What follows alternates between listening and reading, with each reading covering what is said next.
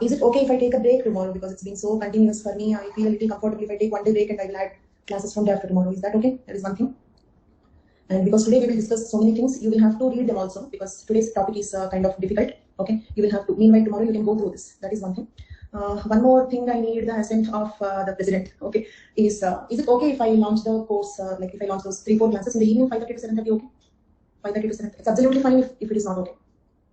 In the last 4 classes, is it okay if it is 5:30 to 7:30? Anybody who says no? If there is any no, please let me know. No. That is called midnight for Bindu, so that will never happen. Okay, so that is not even midnight. So that is okay. Night is so young at that time. Okay, so even 5:30 to 7:30 p.m. So from me in future also, if any class comes 7 o'clock, 6 o'clock, think that it is some mistake, madam will not come. Okay, fine. So like I may add the class 5:30 to 7:30. Okay for all of you? President assent हो गया क्या?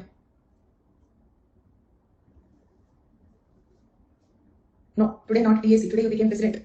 Presidential assent. Given you promotion. Okay. So many presidents. But you have one voice, right? So no problem. Okay. So today's topic is like 2 things. One is like actually we have to discuss about Paleolithic, Mesolithic, Neolithic, right? Okay. But before that, let us see the tool technologies, which is very important because like when I discuss Paleolithic, Mesolithic, Neolithic, you will keep on getting these terms. So if you don't know about them, then it is difficult to understand those topics. So let us first understand the basic techniques of lithic reduction. Lithic reduction means what? The word lithic means stone. Reduction means what? Flaking it. For example, if you take a pencil and you sharpen it with a blade, what you will do? You will flake it out, right? Remove the flakes to get the shape that you want. Okay, so that is called as reduction. You are reducing the stone to the shape that you want. Clear? Lithic reduction. So basic techniques of lithic reduction. Okay, means the basic techniques of how to make the stone tools. Right. So let us see what are they. First one is percussion. Okay, percussion. The word means hitting. Okay, percussion. The word means what? Hitting. Okay, look at this image. In this image, they kept this stone on another stone and they have taken another stone in the hand. Okay, and they are hitting this stone like this, isn't it? They're hitting the stone like this. So this is called percussion. So simple percussion means what? Hitting. Percussion means hitting. Okay, now tell me, is it direct percussion or did they keep anything between them like this? Is there anything between them? Because sometimes you might have observed while making the grinding stones and all, they keep something like this and on that they will hit, right? So this is direct percussion. Okay, so in the percussion, first type is called direct percussion. Clear? Okay, in the percussion, first one, direct percussion. In the direct percussion, we have a few types. First one, bipolar technique. Bipolar means what? 2. Okay, like this, when you hit the stone, if it breaks into 2, if it breaks into 2 stones, okay, then that is called as bipolar technique. Clear for all of you? You are hitting it to break it into 2 pieces. Then it is bipolar. Directly hitting it to make it into 2 pieces. Bipolar. Next one, anvil or block on block technique. Remember the words anvil or block on block technique. What is that? Today here. This is anvil or block on block technique. What is the difference here? Earlier, okay, see, this is the stone they are, okay, this is the stone that they are reducing, isn't it? This is the one they are making into a tool. Okay, this is the stone that they are making it into a tool. And this is hammer. Can I say like that? This is hammer stone with which they are hitting. Hammer stone with which they are hitting. So this time, they kept stone in one place and they are holding the hammer and they are hitting it. They are holding the hammer and they are hitting it. But here what is happening? Okay, here what is happening? Okay, they are holding. Okay, see here, this is the one they are making into a tool. Understood? Okay, so for example, this is the one which I am trying to make it into a tool. So I am hitting it onto the, okay, here, this one is being used as a hammer.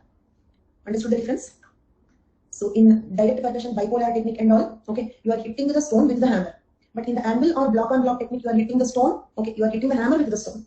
Clear for all of you? Okay, I'll give you a sentence. Choose any one of the 2 names, okay? So one is shattering, and bipolar. Bipolar means what? When you hit it, if it breaks exactly into 2 pieces, bipolar. If it breaks into multiple pieces, then it is known as shattering. Okay, are the words clear? Bipolar if it breaks into 2 pieces. Okay, but shattering, okay, shattering when you when that breaks into multiple pieces. But both are direct percussion only. Okay, bipolar technique if it splits into 2 flakes. More than that, shattering. Okay, now second one is anvil or block on block technique. Okay, so if they hit, okay, the stone which they are making into a tool onto a hammer, hitting the hammer with the stone, hitting the hammer with the stone. Choose any one of the 2. Shattering or block on block. Hitting the hammer with the stone. Block on block. Okay, if you hit the stone with the hammer, bipolar or shattering. Okay, now use any one of these 2 words, shattering or bipolar. These are the 2 words, 2 choices that I am giving. Okay, when you hit a stone with a hammer, if it splits into multiple pieces, then it is known as shattering. If it breaks into only 2 pieces, okay, then it is bipolar. Okay, so bipolar or shattering.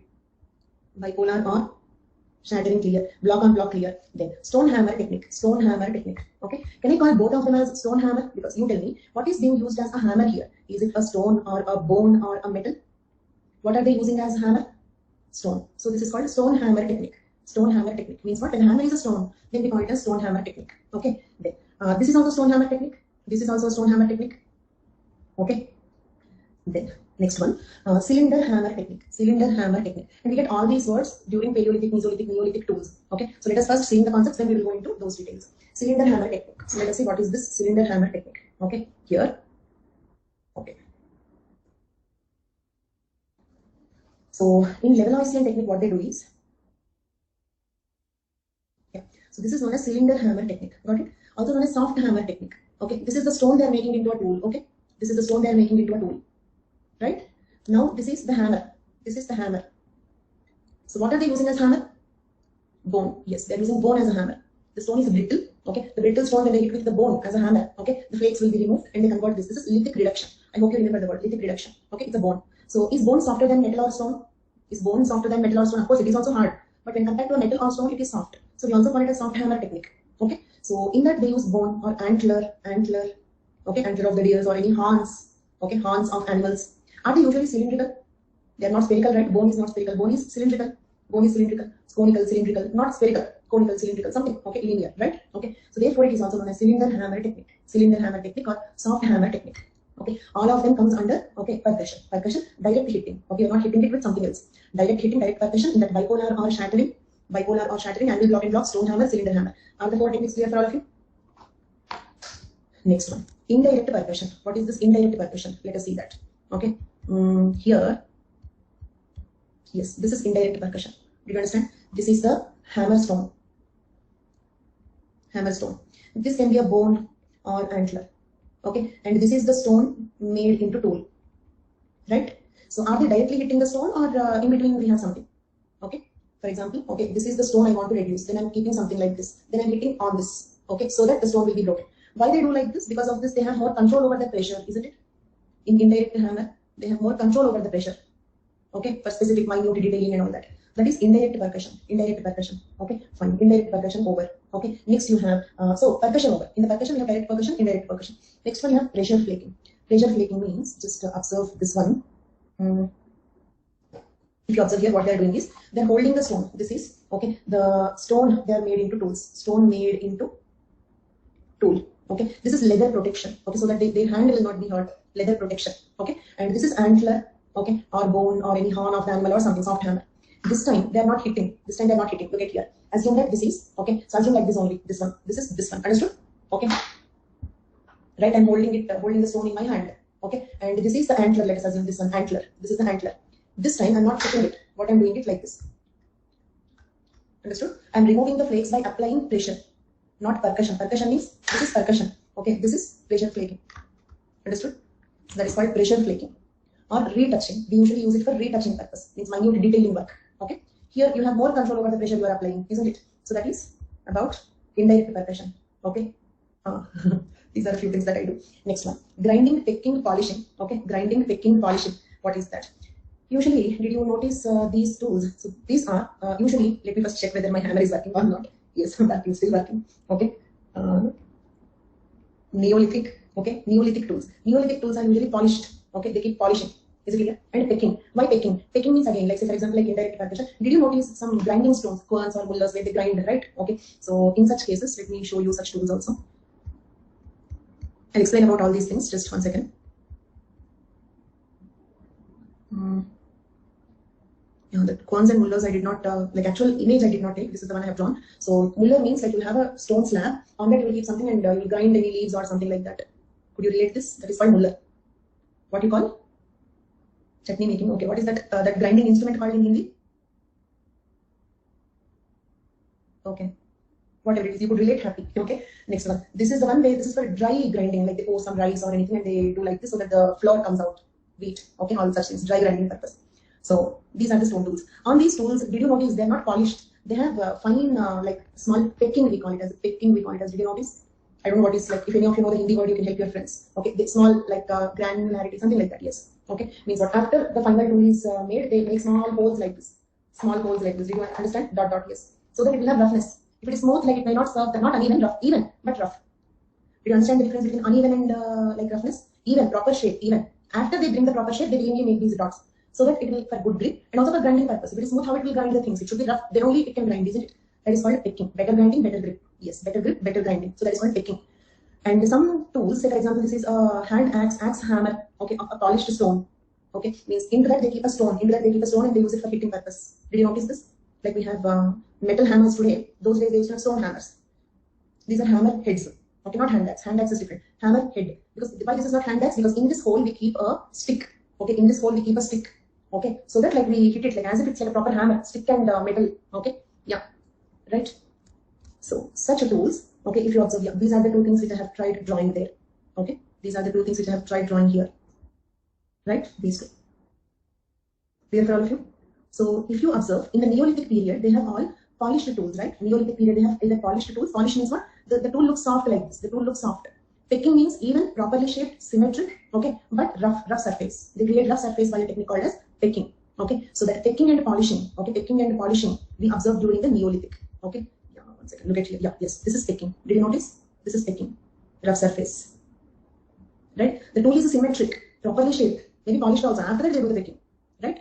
Then this is grinding and polishing, smooth surface, grinding and polishing.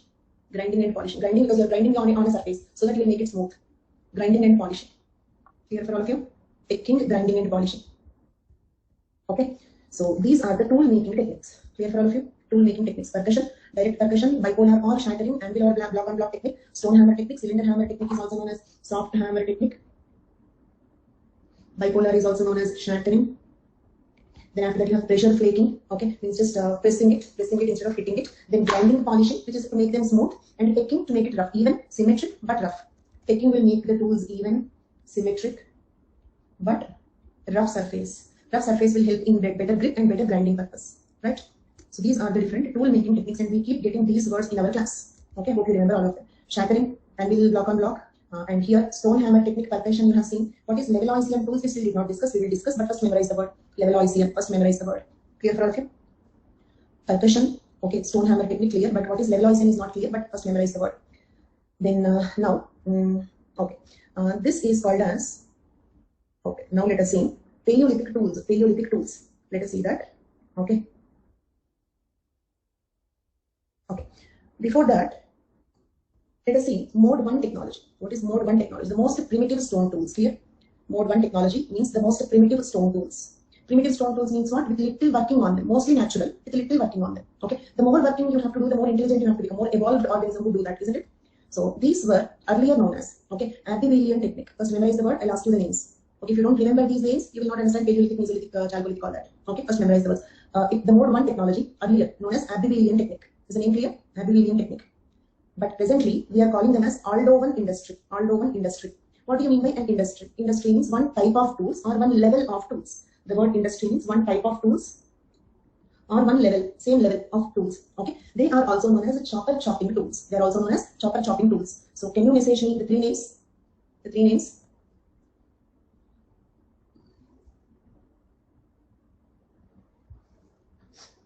Anthropology, chopper chopping, Aldovan.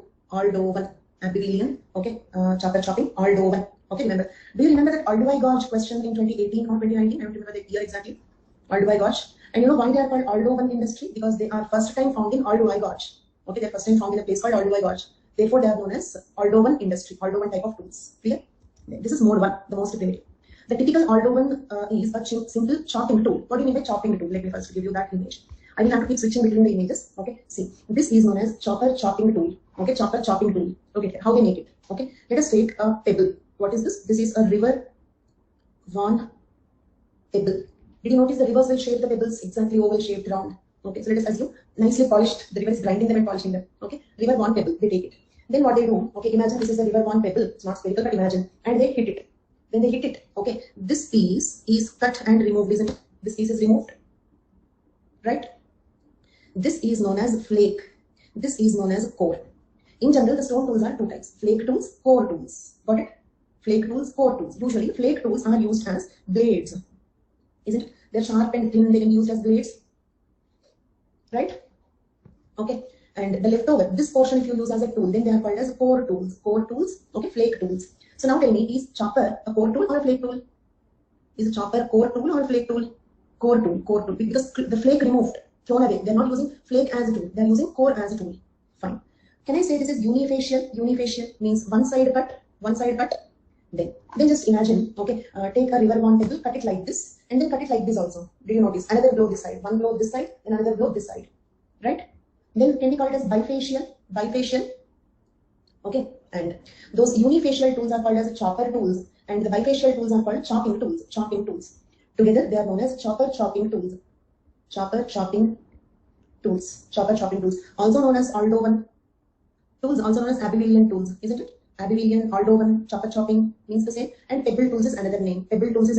So pebble tool, Aldovan tools, Abelian tools, okay, chopper chopping tools, right? Okay, and core tools, they are core tools. Okay, but okay, it means there are many types of core tools. These are not the only core tools you have. So don't use core tool as a synonym to pebble tools. There are many types of core tools in that way. Okay, so is that Abelian clear for all of you? Yeah, it comes into the category of core tools, but these are not the only core tools that we have. Okay, and yes, mode 1, Aldovan, Abelian, chopper chopping tools made by Homo habilis. Do you remember Homo habilis in Unit 1 paper 1 we have seen? Common ancestor. And Olduvai Gorge is a place where the Homo habilis fossils were found. Olduvai Gorge is a place, okay? Olduvai Gorge is a place where the Homo habilis fossils are found, okay? Why flakes are not coming in chopper chopping tools? Once explain. No, they named it like that. They named those core tools as chopper chopping. For example, why are you named as Ramnaran? Okay, they named that core tools as chopper chopping. That's all. Okay, that's the name given to those tools. Name given to the core tools. Flake tools are called flake tools. Clear, Ramnaran? Okay. So why flakes are not called as chopper chopping? There is no reason for it. I did not explain anything. Okay. So I just told you that these core tools are named as chopper chopping tools, right? So these are those. This is a chopping tool, isn't it? Bifacial. It's a bifacial. This is also a bifacial. This is also a bifacial. It's a unifacial. Okay. Flakes are used like blades, not only blades. In that there are many things, budins, awls. Okay. So blade is a very superficial word that I can use at the moment. Once we go into the details, there are many types of the flake tools. Okay. Knife you say, awl you say, budin you say. So like that, scraper you say, blade we say. Okay, backed blade we say, parallel sided blade we say, like that. There are so many types of flake tools. Okay, but usually they're small and thin. Core tools are bulky, large and bulky. Okay, flake tools are small, thin, flat, thin, used like blades. Blade is a very superficial word that I'm giving at the moment. Is it clear till now? So which tools are bulky? Core tools, right? So these are the chopper chopping tools. A typical Aldovan simple chopping tool. Okay, this example is from Duero Valley in Valladolid. Okay, that's a place where it is found. Abelian is a currently obsolescent name. It means we are not using the name Abelian now. Presently we are using the name, okay, Aldovan. Earlier name Abelian. Now we are not using the word Abelian. We are calling it as Aldovan. So Abelian is a currently obsolete name, okay, for the tool tradition, that it is now being called as Aldovan. The name Abelian prevailed until Leakey family. Who is this Leakey family? Mary Leakey, Lewis Leakey, wife and husband, archaeologists. They discovered many stone tools. Okay, they discovered older yet similar tools at Olduvai Gorge. Is it here? Actually, why they are called as Aldovan tools? Because they are found in Olduvai Gorge, right? Okay, answer this question. So do you think these tools are found only in Olduvai Gorge or other places also?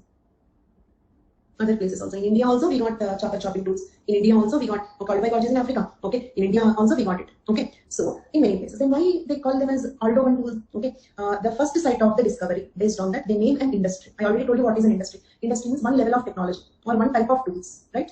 Next level technology, more sophisticated, better technology will get another name. Okay, so that type of tools wherever they are found for the first time. Based on that, they give the name. So that is the reason why earlier they were called as Abelian, because they are found in a place called Abbeville, right? But later, okay, older than that were found in Olduvai Gorge. Understood the reason? Older than the tools found in Abbeville, okay, they found the tools in Olduvai Gorge. So the name changed in Aldovan industry. Okay, so who discovered this Aldovan tools? Who discovered the Aldovan tools in Olduvai Gorge? Leakey family, Mary Leakey, Lewis Leakey, right? There. So the earliest stone tools in the lifespan of the genus Homo are mode 1 tools. These are the earliest tools made by Homo genus. Let it be Homo habilis, Homo erectus. Okay, so Homo genus. Do you remember Homo erectus, Homo habilis, Homo sapiens, Homo like that? Homo is a genus. You can have any number of species in that. Okay, so the most primitive tools made by Homo genus are Aldovan tools, right? They're also known as mode 1 tools, isn't it? Mode 1 is another name. Mode 1, Aldovan, Abelian. Okay, chopper chopping. Okay, pebble tools. These are the 5 names, right? Remember the synonyms, please. Okay, remember the synonyms. So earliest tools made by the Homo are mode 1 tools, and they came from Aldovan industry, named after the type site found in Olduvai Gorge, Tanzania. Okay, where they were discovered in large quantities. Aldovan tools were characterized by simple construction. Okay, predominantly using core forms, isn't it? Aldovan tools are core tools. Can I say like that? Aldovan tools are core tools. Okay. Then you may ask me why Aldovan tools are core tools. Why Aldovan tools are core tools? Okay, let me give you a simple explanation. Did you hear that Mesolithic tools are microlith? Did you hear this point? Mesolithic tools are microlithic. Microliths characterize Mesolithic. First Paleolithic, then Mesolithic, then Neolithic, right? Okay. During Paleolithic, what kind of tools we had? Core tools. During Paleolithic, what kind of tools we had? Core tools. During Mesolithic, we had the flake tools. Microliths are flake tools, agreed? Because core tools are more bulky. Flake tools are flat, thin pieces. For example, if you're sharpening a pencil with a blade, okay, the removed flake is a flake tool. Microlith, small. This pencil, the remaining, the shaped remaining portion is the core. Okay. So, do you remember in Unit 10, Paper 1, Unit 10, when we were discussing the human growth and development? Do you remember the growth is always center to periphery? Means first central nervous system will develop, then the peripheral nervous, first hands, then palm, then fingers. You know, a developing fetus will get fingers later than the hand. First hand comes, then the palm, then small budding fingers will develop. So the development will happen from center to periphery. Do you remember cephalocaudal, center to periphery, rules of development? Let us apply the same rule here. So, people first developed, homogeneous first developed power grip. This is called power grip. Means what? With palm, tight holding. This is power grip. But this is called as precision grip. Understood? So apply the unit 10 point and tell me, power grip evolves first or precision grip evolves first? Which one evolves first? Power grip, because center, first palm, then fingers, palm, then fingers. So first power grip, then precision grip. Okay, it means what? To design a needle, put a thread into that, using that stitching require more development, more intelligence than hitting something with a hand axe. Accepted? So intelligence-wise, skill-wise, first power grip, palm, then precision grip, fingers. When the people had power grip, which tools will work? Which tools are better? Core tools. When they have precision grip, which tools will come? Flake tools, microliths. They are capable of making and using the flake tools. They are capable of making and using the flake tools. Which means when they were making this chopping tools, okay, for example, okay, you are sharpening a pencil with a blade. What you will do with the leftover flakes, of course, in the childhood, I don't know whether you have done it or not. In my childhood, my classmates used to say that with that you can make rubber, okay, with that you can make eraser. So we used to store it, and in that we used to keep milk. Okay, so many things we used to do. Okay, I don't know whether you heard any such story or not, but we could never make one. But still, we used to collect a lot of, we used to sharpen, okay, the pencils for that purpose. Okay, yeah. But leaving that story, when you remove the flakes, okay, if you just ignore such stories, if you remove the flakes, are the flakes removed or wasted or not? Are we mainly sharpening the pencil to use the pencil or to use those flakes? Wasted. So like that. In the Aldovan industry, that is when they were making the chopping tools, flakes were produced, but they didn't know how to use them. They were all produced in the process of making the stone tools. Understood? In the process of making the core tools. Right? So just like you produce the flakes in the process of sharpening the pencil, same way, the process of making the core tool, in the process of making this, flake is removed. But the intention is not to remove the flake. Intention is to shape the core. The flakes wasted. By the time of Mesolithic man evolved, he became capable of using those flakes also as the tools. So that is the reason why Mesolithic characterize, okay, flake tools or microliths. Clear for all of you? So that is the reason why the oldest, the most primitive, Aldovan, more one, they're core tools, not flake tools. I hope you got some clarity now. Then coming back to this. Okay, yeah. So Aldovan tools were characterized by their simple construction, predominantly using the core forms. These cores were river pebbles or rocks similar to them that had been struck by a spherical hammer stone, isn't it? To cause conchoidal fractures. Conchoidal fractures means what? Fractures in a brittle stone. Fractures in a stone that is brittle. Fracture breaks in a stone that is brittle. To cause these fractures, breaks, they use a spherical stone which is a hammer, isn't it? Like this, a spherical stone which is a hammer. Like this. Got it? Clear for all of you? Saksham, I will surely respond, but from the next time onwards, please join the live at the time when I complete the class. Okay, whenever you see the live class, okay, if it is 3 to 5, join the live at 5. 8 to 10, join the live at 10. 11 to 1, join the live at 1. So that other students will not get disturbed. Okay, so I will take some time in between today. You need not wait. I will answer your question, but give me some 5-10 minutes time. Okay, there. So understood. So that is what is Aldovan tools.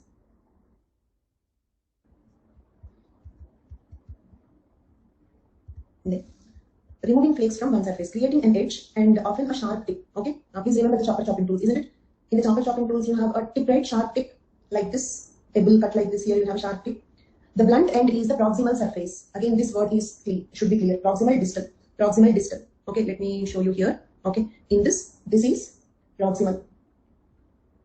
This tip is at the distal end. We usually hold the proximal surface, and the distal end is the working surface. Got it? It is the working part. This is the holding part. Proximal part is the holding part. Okay. Then distal part is the working surface, working part of it. Okay. The blunt end is the proximal surface, and the sharp tip is the distal. Right. Aldovan is a percussion technology, isn't it? How do we make these tools? By percussion.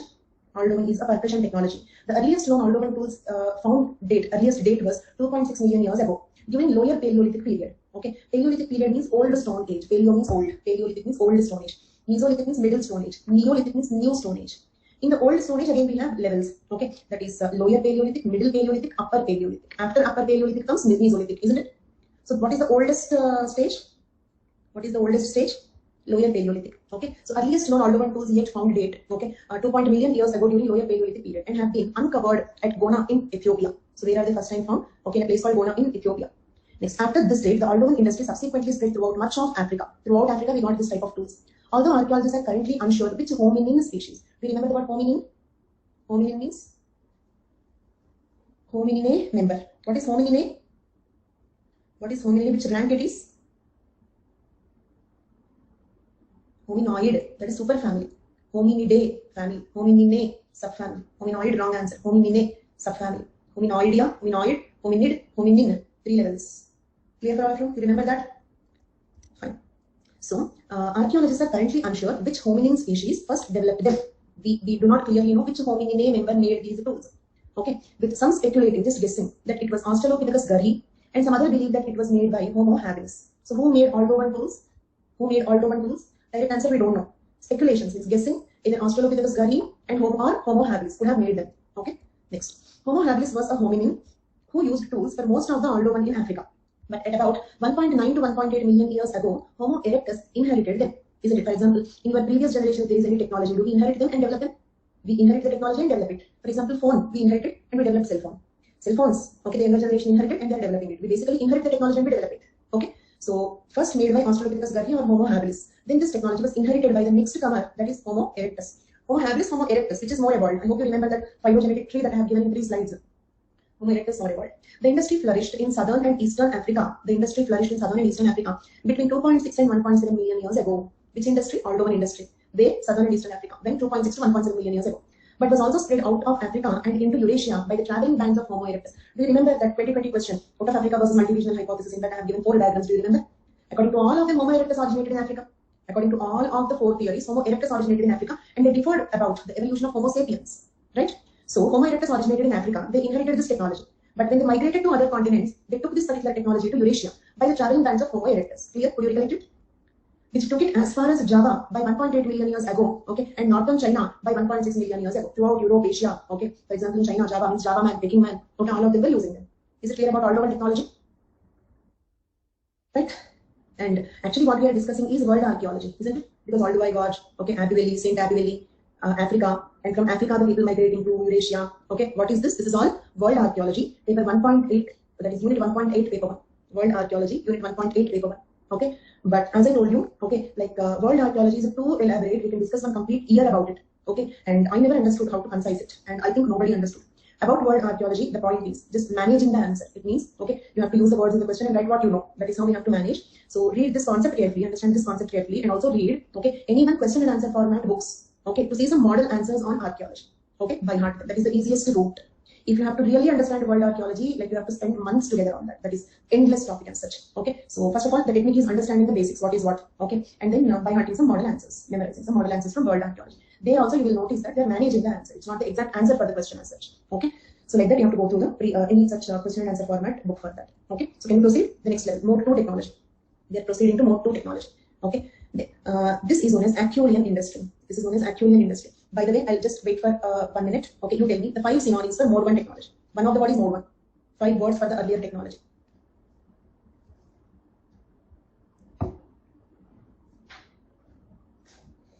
Aldovan chopper chopping. Abelian. Okay. Aldovan pebble tools. Aldovan chopper chopping, Abelian pebble tools. Mode 1 technology. Mode 1 technology. All the 5 mean the same. Next, mode 2. Mode 2 is known as Acheulean technique. Acheulean technique. Okay. And 1 second, you have to draw the stone tools. How to draw the stone tools? For example, I'll just show you how to draw these tools. How I have drawn these tools. Just 1 second. Okay. This one. First, what you do is, okay, draw a pebble. Right. Then what you do is take a deeper one like this. Got it? Then something like this. Then erase this part. Erase this part. Okay. And then draw the pattern like this. What are these things? They are, when you cut a stone, okay, that cut marks will be there, isn't it? Not irregularities. When you cut it, the cut marks, not edge. This is edge, okay.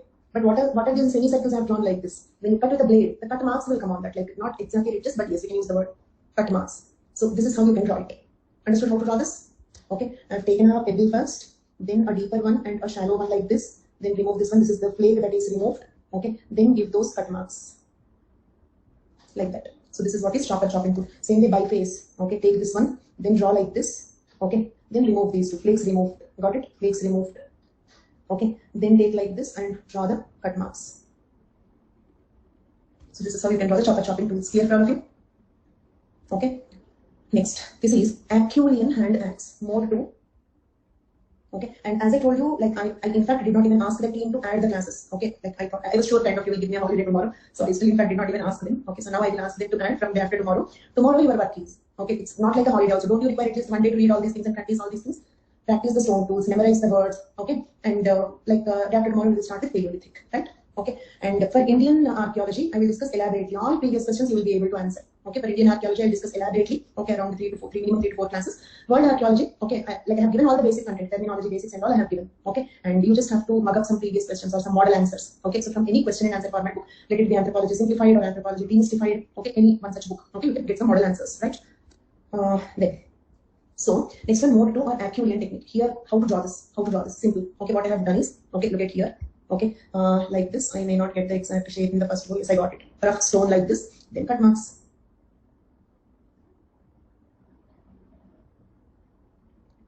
Got it? This is a Acheulean hand axe. Can you draw like this? So this is Acheulean hand axe. This one. This is also Acheulean hand axe, only profile view, side angle. Side view or profile view. This is dorsal surface. Dorsal surface is the verb surface. Okay, Acheulean hand axe. Can you draw this? This is mode 2 technology. But why this is world archaeology? Because all these names are given based on the world sites. Saint Acheulean is not a place in India. Okay, the terminology came from world archaeology. Okay, Acheulean hand axe. Right. Then look at here. This is making of Acheulean hand axe. How Stone Age humans made hand axes. Okay, so process started with a large piece of rock. Okay, then shaped the rock with a stone hammer, retouching with a soft hammer or cylinder hammer. Did you understand why this is called as a cylinder hammer? Retouching with a cylinder hammer. Then more fine retouching with pressure flaking. More fine retouching with pressure flaking. This is finished hand axe. This is the side view of it. Okay, dorsal view, side view. Could you relate?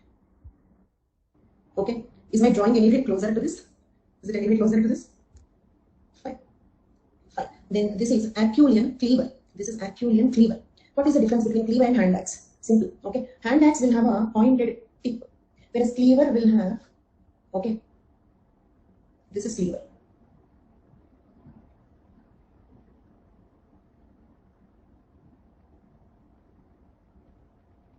This is transverse edge, isn't it? Like a knife. Transverse edge, like a knife. This is like a tip, right? Wider means more like a knife. A knife will have, see, what is the difference between knife and a needle? This is not exactly needle. This is not as narrow as a needle. It is more wider. Okay, but it is having a needle-like tip. It is having a knife-like surface. Do you understand? They can use a cleaver. Okay, you know for what purpose they used to use them. Okay, to clean the animal hide. Hide means what? Hide means skin. Okay, animal skin. So that they scrape out the meat, leftover meat, muscle from the skin, and they can use the skin for various purposes, leather for various purposes. For that purpose, they used to make the cleaver. Is the cleaver clear? This is cleaver. This is Acheulean hand axe. This is Acheulean cleaver because it is having transverse edges. Two transverse edges. Acheulean cleaver, similar to hand axe, but hand axe has a pointed tip while cleaver has a transverse tip. Okay, the U-shaped one held in hand. This U-shaped part is held in hand, and they use hold it like this and use it for scraping out the animal skin so that they can use the skin as leather. Is Acheulean hand axe and Acheulean cleaver clear for all of you? Right, and that is mode 2 technology. Right, that is mode 2 technology. A special type of Acheulean hand axe. This example is from Douro Valley, Zamora in Spain. The small chips on the edge are from reworking. Okay, this is a chip that is removed, flake. It's a flake that is removed. By the way, tell me, Acheulean hand axe is a core tool or a flake tool? Acheulean hand axe, core tool. Flake removed and thrown, not used. Then, eventually, more complex mode 2 tools began to be developed through Acheulean industry, named after Saint Achille in France. Why they are called Acheulean? Because Saint Achille in France. Why earlier name U-shaped side? It's there, right? May not be exactly U-shaped, but it is like this. Okay, this is like U-shape only. The lower portion is same. Cleaver and hand axe, lower portion is same. That is holding portion. The working surface shape is different. That's all. Okay. Now, yeah, yes. So by this industry is called as Acheulean industry because named after a site called Saint Achille in France. Okay. The Acheulean was characterized not by core but by biface. The most notable form of which was hand axe. Are the hand axes bifaces? Are the hand axes bifaces? Look at here. It's a biface.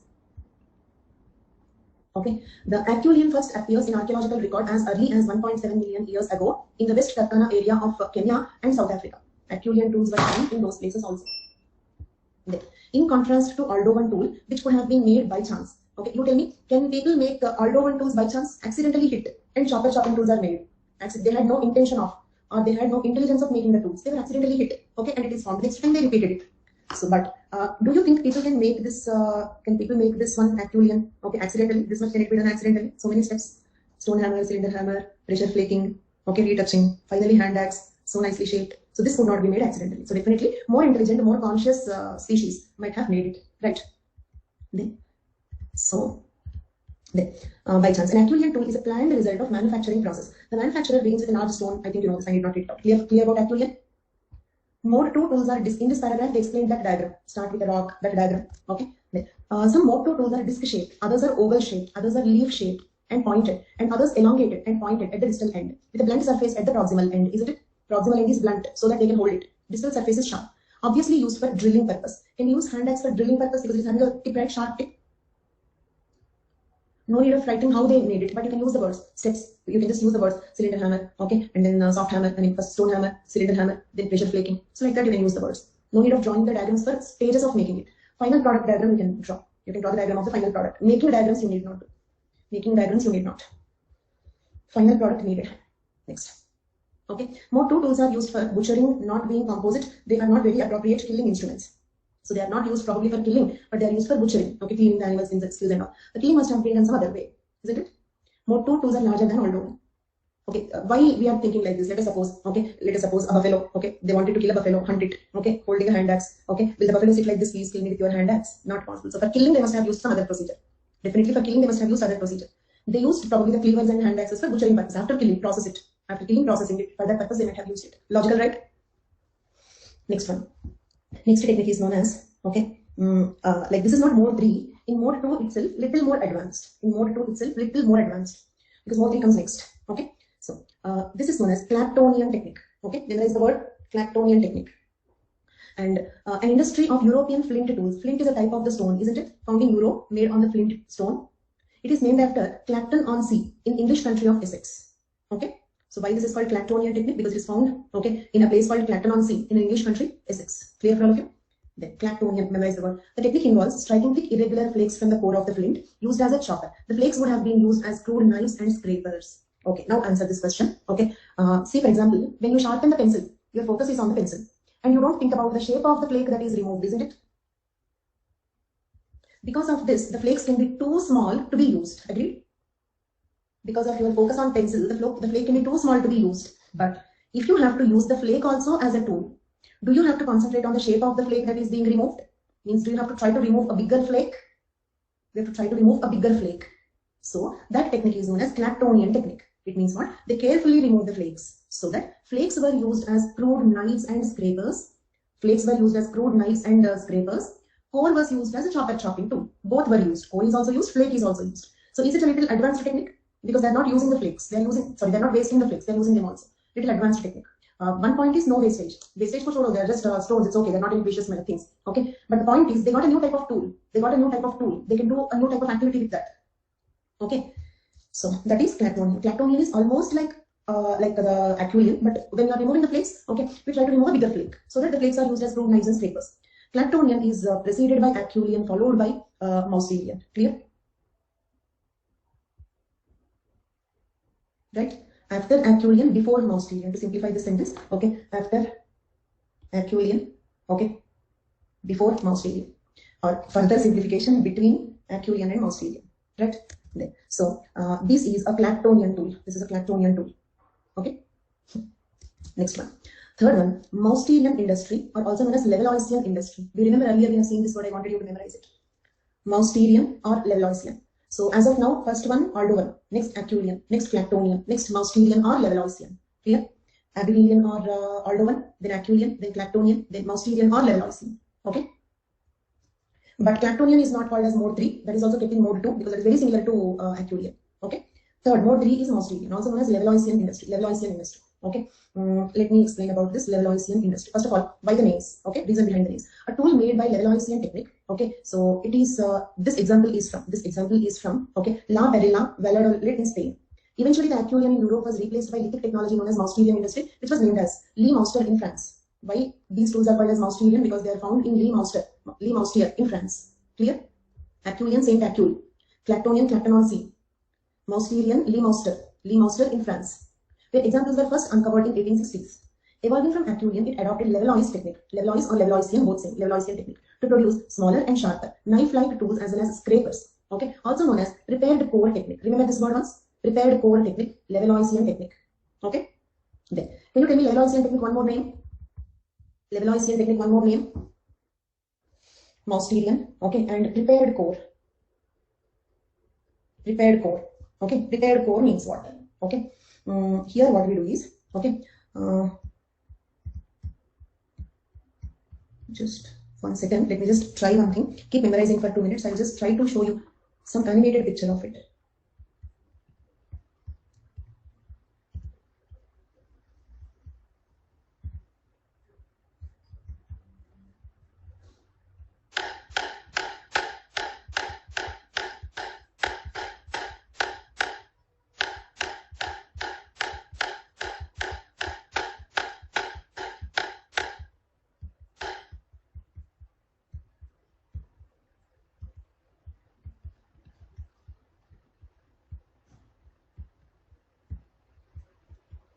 I'm unable to do that.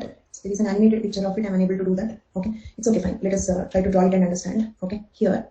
Okay, so if you observe this one, look at here. So this is a core, and what they are doing here, okay, using this soft hammer, what they are doing here, they're removing flakes from all over the surface, isn't it? Like this, they're removing the flakes from all over the surface, roundabout. By doing like that, are they increasing? By doing like this, are they increasing the surface area here? Are they increasing the surface area here? Yes, actually. Okay. Okay. Look at this diagram. Okay. See, this is a pebble. Okay. So Levalloisian or prepared core technique I'm trying to explain. Levalloisian or prepared core technique. Okay. So here what they do is, it's like a pebble they have taken. Okay. Now just imagine on this pebble, imagine like this is a pebble. On this pebble, okay, on this pebble, if I have to directly hit. So here it is a rounded surface, I cannot hit. I will not get a proper platform for hitting again. I want a platform for hitting. Clear? I want like this. I want a platform for hitting, not like this. Clear? So first, they create the platform. How they create the platform? Okay, they remove flakes all over. Do you understand this? They remove the flakes all over, roundabout, like this. Okay, like this. They remove. Okay, so nothing. What I'm trying to explain is, okay, they need to create for the prepared core. I'm explaining this Levalloisian. This is also known as prepared core. Prepared core means, look at this. This is a rounded surface. Imagine, is it almost like a pebble, like a round pebble? Okay. If I try to hit it, I cannot hit it because I don't have a proper platform. I want a hitting platform. I want a hitting platform on this. So first, what I will do, I will remove flakes all over. I will remove the flakes all over. Did you understand? Okay. So I'll remove the flakes all over sidewise. Yes, here, like this, almost like this. Remove the flakes all over. By removing the flakes all over, here I'm creating a hitting platform where I will get some flat surface for hitting. Clear? It means it will reduce the size. It will reduce on the whole the stone will become like smaller. Okay, if I remove the flakes, it will become smaller one. Okay, it may become something like this. But on the sides there is a flat surface. On the side, I'm speaking only about the side. Then it is becoming flat. The surface area is increasing. On the whole, the stone can become smaller. Okay, total surface decreasing. I agree. On the whole, the stone is becoming smaller. Clear for all of you?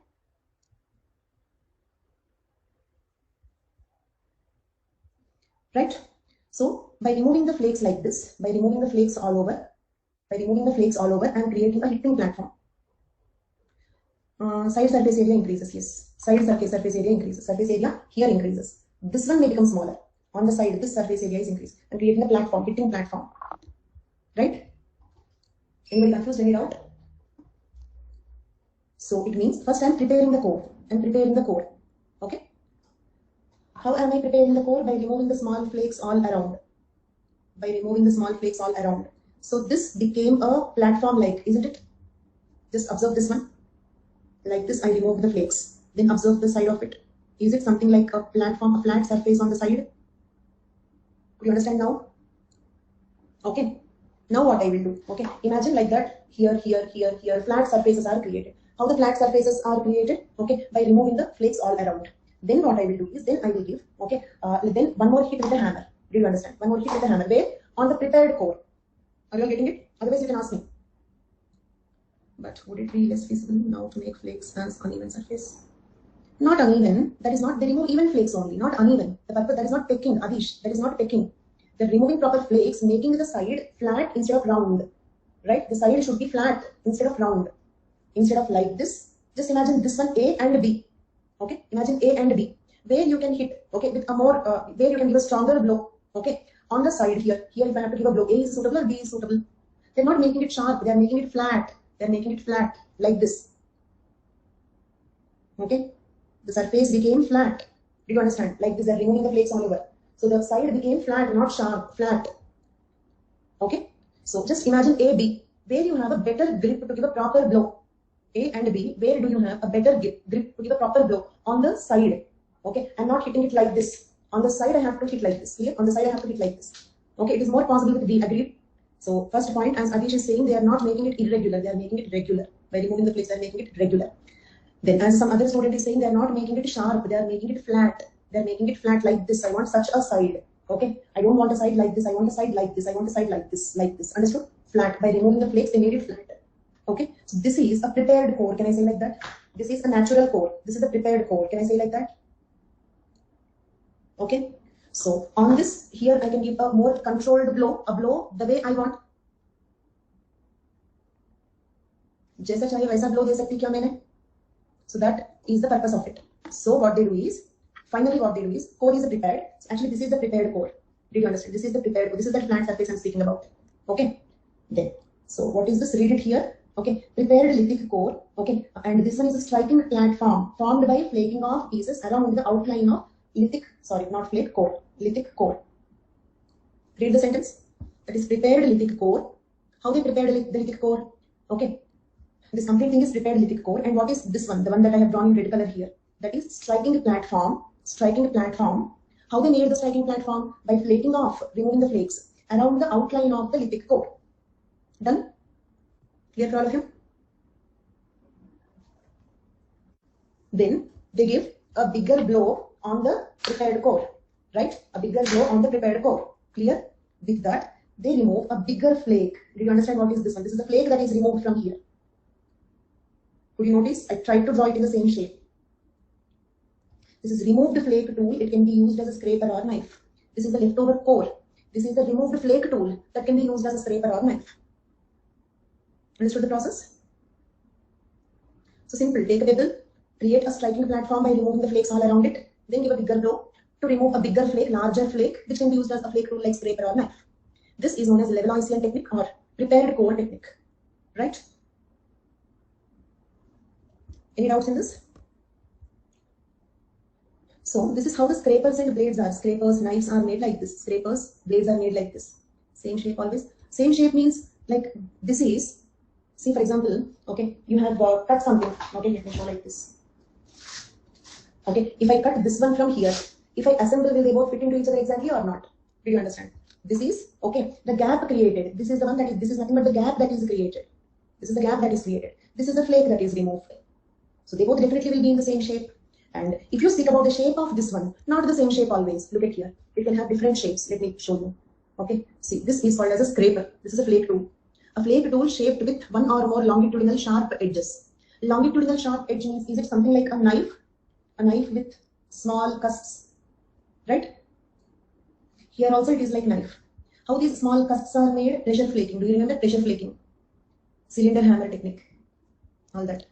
Scraper. It's a flake tool shaped with one or more longitudinal sharp edges used to clean animal hides, butcher animals, animal flesh, etc. Is it clear? Then this is called awl, right? So scraper is different. Scraper shape is like this. How to draw this? Simple. Like this, like this, like this. Okay, and cusps here. Clear? This is how we draw the scraper. Then can you draw this? Scraper is a flake tool. But if you don't prepare the core, you cannot remove. If you don't prepare the core like this, you cannot remove such a big flake. Agreed? If you don't remove the core, prepare the core like this, we have to create the striking platform. Striking platform. Then only we can remove a bigger flake in the shape we want. A bigger flake in the shape we want. Clear for all of you? Then fine. Scraper is clear. All is clear. All. Can you draw the all also? Similar to this, you have to draw, but the shape is different. All will have a pointed tip. Okay. A similarity like that of hand axe and cleaver, isn't it? This is something like a hand axe. Okay. I don't know why it is stuck. Is it stuck? You're able to hear me? You're able to hear me?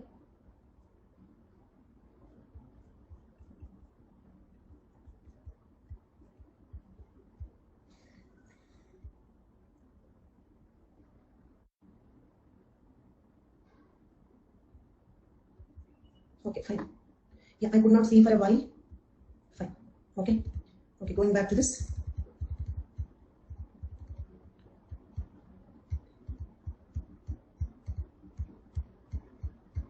Scraper. Okay. All is also flake tool. Yes, all is also flake tool. It's like a flat piece, isn't it? Flat and thin piece. And imagine such a big flake in the shape you want. It means in the prepared core technique, what we are doing is, in the level of CN technique or prepared core technique, what we are doing is deciding the shape of the flake, before it is removed. Understood? Deciding the shape of the flake. If you want to make an awl, you want to make a scraper. Okay. Or we have more flake tools. Let me show them also. Okay. You know, this is known as burin. It is also a flake tool. Right? This is upper Paleolithic tool, a retouched flake tool called as a burin. It is like blade, but can be used for carving wood and bones. Burin is a scraper with a steeply notched cutting edge. Burin is a type of a blade, right? Or a type of a scraper. Burin is like a scraper, almost like a scraper, but you will have a shape like this. Sharply notched, steeply notched cutting edge. Clear? This is also flake tool. All is similar to burin, but narrower, used to make holes in the leather. All is similar to burin, but narrower. When compared to burin, it is narrow. All is used to make, okay, it's like a driller. All is like a driller. Can you name the 3 types of flake tools that we have seen till now? The 3 types of flake tools that we have seen till now? All, scraper, burin. Okay. Scraper will have a transverse edge, like a knife. Burin will have a tip. All will have a much sharper tip, used as a driller. Okay. But in all the 3 cases, we are deciding the shape of the flake before it is removed, isn't it? It means we have some control over the flake that is being removed, so that the flakes will not be wasted. They can be used as a tool. So now tell me, in level technique, okay, do they have focus on the flake also, or only the core? Ananya? And I'm only using the word also, okay? Leave the core, but do they also have focus on the flakes? Okay. So it means it is a better technique. It's a better technique. They can also use flakes. And we have seen different types of flake tools like this. And Mesolithic tools, for example. Let me show. In Mesolithic, what happened? Okay. Core left over. Core is not important anymore. They stopped using the core tools. In Mesolithic, they stopped using the core tools. They started focusing only on the flake tools. Why? Because this is one reason I told you. Is this reason clear? So, till here, what all we have seen are Paleolithic tools. Let us see the Paleolithic tools since beginning once. Okay. So first, I explained a small recap. Total focus here, please. I first explained the stone making technologies. Okay. I hope it is all clear for you. Floating technique, I still did not. Acheulean core only. Clactonian, Maustolean core plus flake. Yes. But Mesolithic only flake. Next level Mesolithic, that is only flake. Okay. Then making of burin. This is how they make the burin. So this is a soft hammer technique, indirect percussion, pressure flaking, retouching, pecking, polishing, grinding, Paleolithic tools, chopper chopping tools, Aldovan, Abelian, chopper chopping, pebble, mode 1. Clear? Then Acheulean. Okay. Mode 2. Mode 2 Acheulean. Making of Acheulean. Okay. Acheulean hand axe, Acheulean cleaver. Are these all clear for all of you? Then see chopper, hand axe, cleaver. Can you notice the difference between hand axe and cleaver? Hand axe is having a pointed tip. Cleaver is having a transverse edge, like a knife. Okay. Then scraper, all. Okay. Level Oisian technique, prepared core technique, where they prepare a striking platform. Make the sides flat. Make the side flat, so that you will have a more control when you are hitting for removing the flake. Okay. I repeat, when they are trying to remove a flake, they have better control over the flake, so that they can remove the flake in the shape they want. जिस shape में चाहिए वो shape में flake को remove कर सकते हैं. Okay, we have a better control over the removal of the flake, right? That is the whole purpose of striking platform. Then this is burin. Burin scraper transverse. Burin sharp tip. All sharper tip, much more sharp tip. Okay. Then now let us go back to this Mesolithic tools. We can see later. Okay. Let us go back to this world archaeology part once again. Okay. Yeah. Fourth level. Okay. What are the 3 levels? Aldovan, Acheulean, Level Oisian. Right. Now fourth one. Level Oisian is also known as Maustolean. Level Oisian is also known as Maustolean. Fourth one, Aurignacian. Memorize the name, please. Fourth one, Aurignacian. And I may extend the class by 10-15 minutes. It's okay because tomorrow no class. Okay, so let me finish it off in a suitable place. Right? Then, Levalloisian is, no. Levalloisian is mode 3. Claptonian is mode 2 only. Claptonian is the one that I said, that also comes under mode 2. Between Acheulean and Levalloisian is Claptonian. Do you remember, Adish? So what you felt like Levalloisian is Claptonian. Okay. So fourth level is known as Aurignacian. The fourth level is known as Aurignacian. What is Aurignacian? Longer blades. They want much more longer blades. Did you notice gradually the focus on flakes is increasing? Gradually the focus on flakes is increasing. In Levalloisian also we made blades, but Aurignacian, longer blades. Okay. The widespread use of long blades of the Upper Paleolithic mode 4 industries appeared during the Upper Paleolithic period. Still not Mesolithic. Still not Mesolithic. Okay. Okay. What I can say is Lower Paleolithic only core tools. Gradually Middle Paleolithic, Upper Paleolithic core plus flake. Gradually flake tools proportion went on increasing. Okay. So 100% core. Okay. 70% core, 50% core, 30% core. Okay. Finally 100% flake tools by the time of Mesolithic. Okay. Pawan, that exact thing I will tell you when I teach you Paleolithic in the next class. Next class Paleolithic. There we will discuss Lower Paleolithic, Middle Paleolithic, Upper Paleolithic with sites and all that. Because in different sites it is slightly different. Okay. But one thing is, in the Paleolithic period, the proportion of flakes went on increasing. Finally, by Mesolithic, the flakes replaced the cores. Clear till now? Okay. So 4 is also Paleolithic because if you remember this introduction, okay, the Paleolithic tools are divided into 4 modes. Do you remember this? We started from this point. The Paleolithic tools are divided into 4 types, 4 modes. All these 4 modes comes under which stage?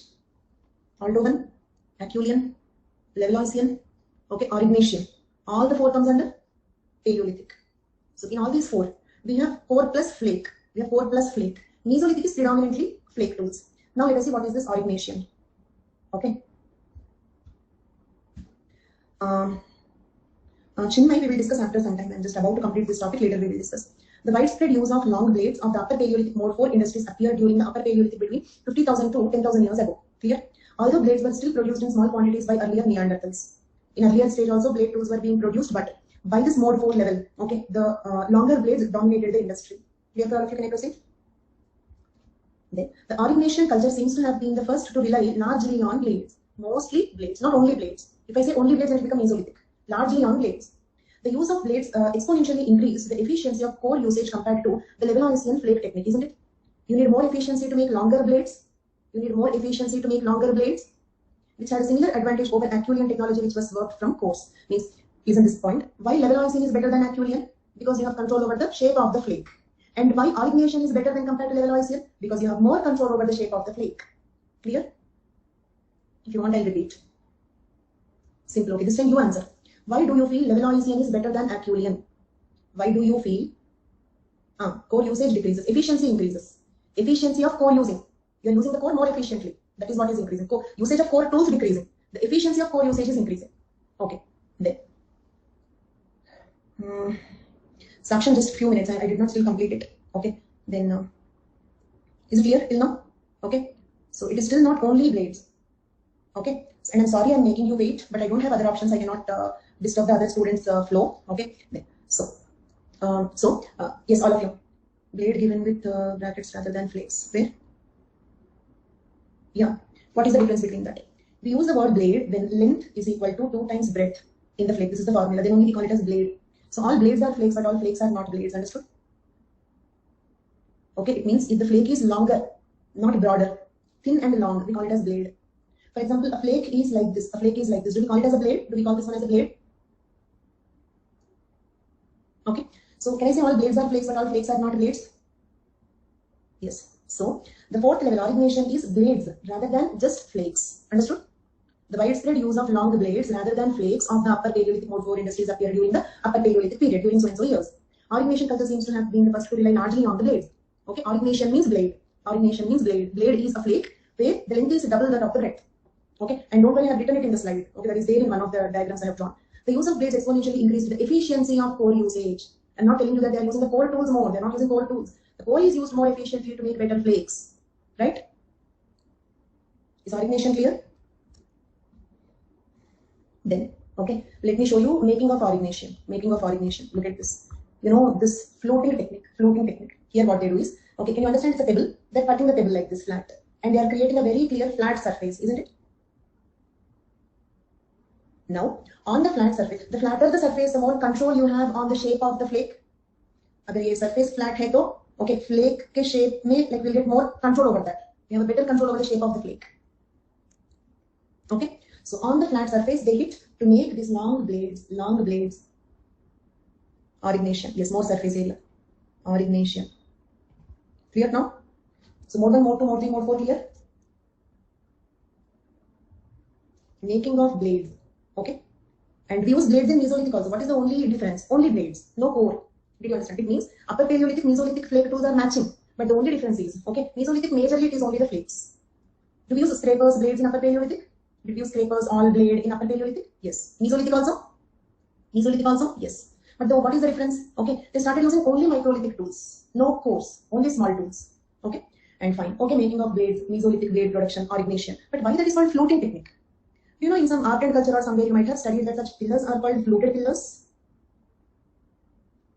In some art and culture or history, somewhere you might have studied such pillars in temples and all. They are called fluted pillars. Is it looking like a fluted pillar? Therefore, it is called fluting technique. Yeah. Therefore, it is called fluting technique. Right? So, fluting technique or origination technique or blade production explained in these two slides. Clear for all of you? Yes, clear? Fine. So, Paleolithic tools over. 4 modes of Paleolithic tools.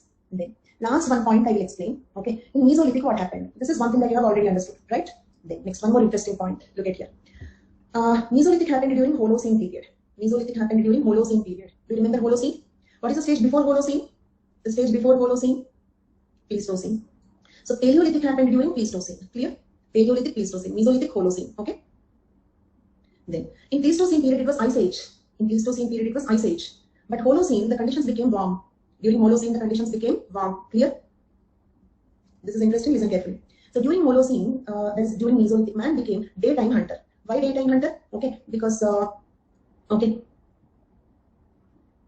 because the day was slightly warm and the nights were very cold. So the man basically became a daytime hunter. Clear for all of you? Warm day, cold nights. So he wanted to make use of not only that. There is one more thing. I'll connect it to some very distant point. Do you remember in Unit 1 climate adaptations we have seen Lamarckism? Vision improved, olfactory sense decreased. Right? So after developing the vision, okay, and olfactory sense decrease, is it logical to hunt during night or daytime? Daytime hunting is suitable for man or nighttime? Because nocturnal animals, you know, bats are blind. They mostly travel based on the sound they get. They have better auditory capacity, isn't it? So daytime hunting, that is the reason. What is the reason for daytime hunting? Okay, vision evolved, daytime hunting. So, because the man was daytime hunting, days are warm, isn't it? Days are warm. Also, by the time Holocene, the Ice Age completed. By the time of Holocene, the Ice Age completed. Okay? Right. Then, so, the environment also became slightly warm, isn't it? Warm temperature increased. Also, because of the increased visual capacity, he became a daytime hunter. Day temperatures are much more. Days are much more warm. So what happened? Body hair decreased, isn't it? Monkeys have body hair, gorillas have. Do you have body hair like a gorilla? No. Why it decreased? Because you need more body hair if the conditions are cold, isn't it? Cold condition, you need more body hair. So now warm condition, daytime hunting. So body hair is no more needed. Unused organs will disappear. Body hair went on decreasing due to high day temperature. But nights were cold. Daytime is warm. So the body hair decreased. But nights are cold. So they needed the clothes and coverings on huts. Do you understand my point? When man started covering the body, when man started, okay, making the clothes, when man started covering the huts, okay, when the body hair disappeared. Do you understand the logic? Body hair disappeared, daytime comfortable, but what to do with nighttime cold? It's not that daytime you don't have hair, nighttime the hair comes all of a sudden, not like that. Okay, so the clothes and coverings on the huts needed. Then for that you need microlithic tools, needle-like things to stitch the clothes. With leather and all, they have to stitch the clothes. If not a proper dress, okay, they have to stitch it. They have to attach to corners to have some cloth-like thing, isn't it? For that they wanted borer. Borer means what exactly? Like all borer. Point increased in the number. Did you understand? This is one reason they tried to make borers and points. Clear for all of you? Then, this is the last slide I'm explaining today. Okay. Then, one more interesting thing. This flowchart is also very interesting. Holocene, Mesolithic bombs, snow melted, isn't it? Ice Age completed, the snow melted. Because of this large map. Do you remember Bergman's rule, Allen's rule? And did you observe how many things we are connecting? Primate adaptations, Allen's rule, Bergman's rule, Lamarckism. Okay. So many concepts. So large mammals became extinct. Why? Do you remember Bergman's rule? Large bodies suitable for cold climate. So large mammals either they become extinct or they migrated to polar regions. Right? So they don't have large mammals. Then what? Man started fouling. Fouling means what? Catching birds. Right? Man started fouling or hunted small animals or birds. Okay, small animals that run faster or birds. Clear? Why? Why the man is after the small animals or birds? Because large animals are not there. Large animals either they become extinct, okay, or they migrated to the poles. So the man went behind the small animals or birds. Okay, so because of this, what happened is he started using the bow and arrow, isn't it? Because can he run behind a bird? Can he run behind a rabbit? He can run behind a buffalo, but he cannot run behind a rabbit. So he started using bow and arrow, using natural elasticity, means plant fibers and all. He made bow and arrow. Is it clear how the bow and arrow invented? One more interesting thing. Because of that, body fat increased. Body fat increased. Why body fat increased? Because he stopped running behind the animals. To use bow and arrow, do you have to run? To use bow and arrow, do you have to run? No more running. Okay, so body fat increase. Do you remember fertility chapter, body fat and estrogen, progesterone hormones? So all sex hormones are fat based. All sex hormones, testosterone, estrogen, progesterone are cholesterol based. Early menarche. Body fat increased, hence fertility increased, hence population increased, hence the population density increased. Understood? So when man invented bow and arrow, he became more fertile. Bow and arrow, fertility. Observe the connection. Understood? Yes. So because of that, and just imagine, okay, just imagine, you must have got shocked, isn't it? Suddenly, how the population is increasing. Okay, fine. Economic anthropology. Hunting and gathering cannot support a dense population, isn't it? In economic anthropology, we studied hunting and gathering cannot support dense population. So food production, okay, paved the path to the Neolithic revolution. They started producing the food. Gathering the food no more works because the population density increased. Food gatherers became food producers. Okay, this is all happened when? This is all happened when Mesolithic. Okay, Gordon Child. Okay, Adish, very good memory. Gordon Child gave the word Neolithic revolution. Do you remember Neolithic revolution? Right? What is Neolithic revolution? A revolutionary increase in the agricultural production. A revolutionary increase in the agricultural production. Okay.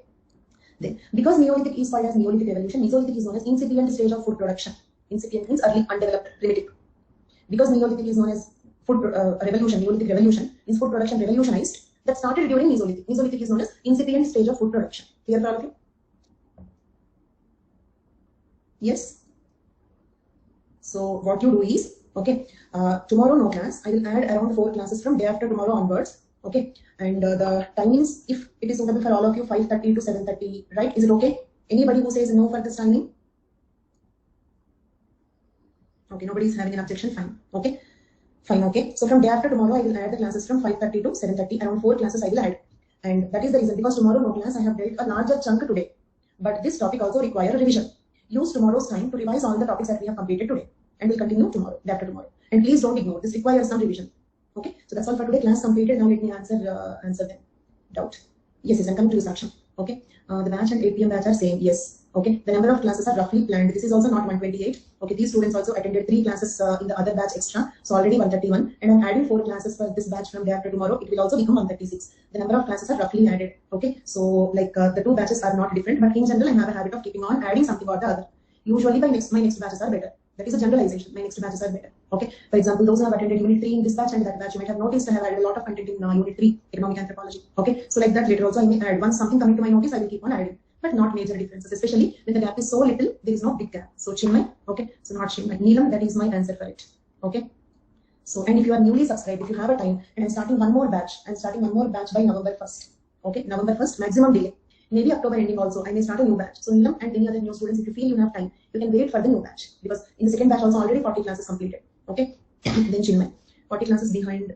Can you tell when the class recording? Class recordings are immediately available. Okay. So the moment this class is completed, the class recording is available. Okay. So if you are speaking about 40 classes in this batch, 40 classes in this batch or 40 classes in the second batch?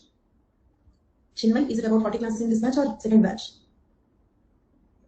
If you are speaking about the second batch, you can wait for the third batch. I'll be starting another batch, okay, before November 1st. Recordings will be available for 2 years, but every 6 months I will start a new course. Why do you want recorded classes? Okay. Test series, the series that Unacademy is offering is very good. The compact program and many subject series are there for prelims. That is very good. Only one batch totally. That is always better. Otherwise, you'll end up in confusion.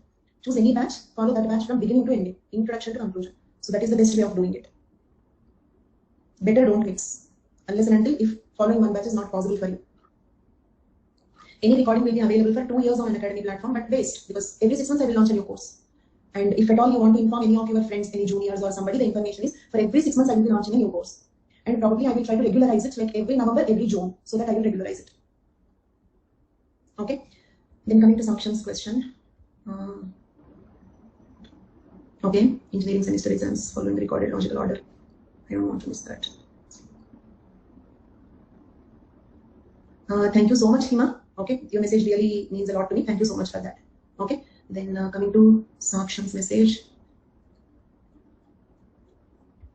Yeah, day before yesterday about the course, I was talking about the second option. You gave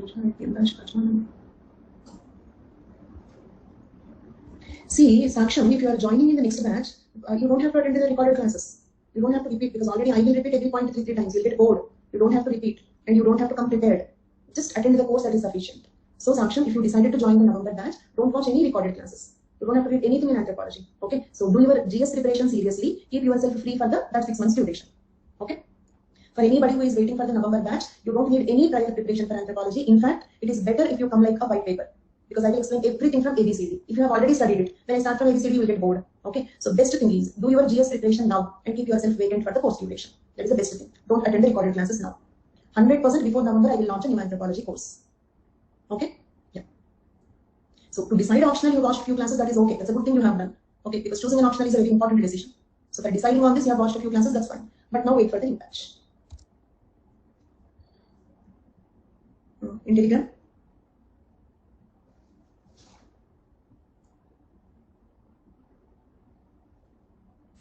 What I can do? Inangaris, I really don't like that. So whoever have uploaded it, please don't do that. That will seriously hurt me. That will spoil my serious plans of all these.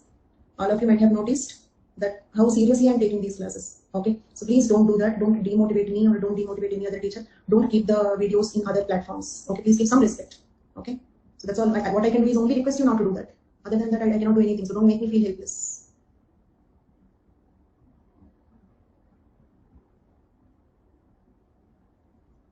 I'm not giving any previous printed notes for that.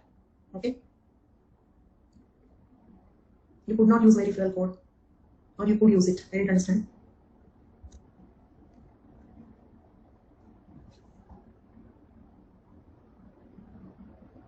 Shinmai, Enangar. Enangar means that is a matrilineal kin group. It's a lineage. A lineage where mother is the head. But because you're joining the next batch, I'll explain all those things clearly. Okay. Yes, but don't read in advance. Don't read the notes in advance. Directly come to the course. Don't read the note. You'll get bored in the class. You cannot listen to the class if you study all these things. Okay. So if you really have so much hurry, complete the recorded classes. No problem, Sakshi. It's okay. No problem. Nothing to read for anthropology before you join the course. One is a time waste. Okay. Instead of that, do your GS preparation now so that you will have more time. Okay, during the course. So doing your preparation during the course is better. You have subscription till November only. Then quickly complete the recorded classes.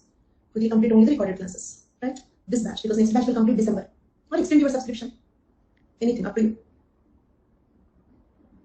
Right? Thank you so much, Sakshi. Yeah. And sorry I made you wait. Okay. Yeah. That's all for today. Thank you all so much. Bye-bye.